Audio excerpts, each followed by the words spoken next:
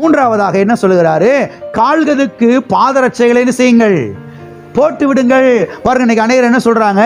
செருப்பு போட்டா எங்க போக முடியாது, பரலோகம் போக முடியாது. ஒருத்தர் சொல்றாரு, நான் ஆண்டவருக்காக 20 வருஷமாச்சு செருப்பை போடுறத, 20 வருஷமாச்சு செருப்பு போட்டு வெறுங்கால தான் அடியேன் என்ன செய்கிறேன், நடக்கிறேன்.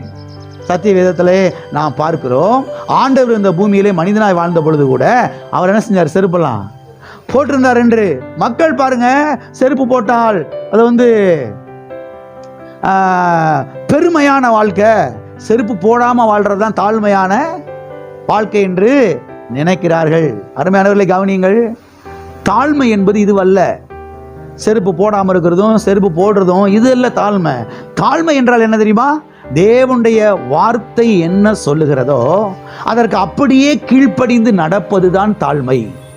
தாழ்மைனா ஜிப்பா ட்ரெஸ் போடுறதும், காலில் செருப்பு இல்லாமல் திரிகிறதும், நல்ல சாப்பாடு சாப்பிடாம இருக்கிறதும், முடிய கரைச்சா மட்ட மாதிரி வெட்டிடுறதும், மீசையெல்லாம் எடுத்துறதும் அது தாழ்மை கிடையாது. எது தாழ்மை தெரியுமா?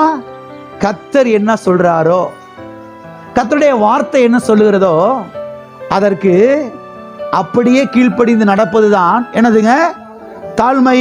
தேவனுடைய வார்த்தை என்ன சொல்லுகிறதோ தேவனுடைய வார்த்தையை அப்படியே கேட்டு அப்படியே ஏற்றுக்கொண்டு அப்படியே பாருங்க அதை அங்கீகரித்து அதற்கு ஏற்றார் போல வாழ்வதுதான், கர்த்தருடைய வார்த்தையை விசுவாசிப்பதுதான் என்னவாகும்? தாழ்மையாகும். ஆமென். ஆகவே தாழ்மை என்கிற ஏதோ ஒன்றை மனதில் நீங்கள் வைத்துக்கொண்டு நீங்கள் என்ன செய்யக்கூடாது? ஆசீர்வாதத்தை இழந்து போய்விடக்கூடாது. கர்த்தர் உங்களை ஆசீர்வதிப்பார் என்று சொன்னால் நீங்கள் நன்றாய் சாப்பிடுவது தவறு கிடையவே கிடையாது, நன்றாய் உடுத்துவது தவறு கிடையவே கிடையாது. ஆமென்.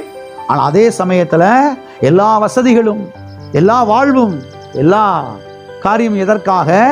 சுவிசேஷத்தை எடுத்து சென்று ஜனங்களுக்கு அறிவிப்பதற்காக. ஆமென். சுவிசேஷத்தை போய் ஜனங்களுக்கு என்ன செய்ய வேண்டும்? அறிவிக்க வேண்டும்.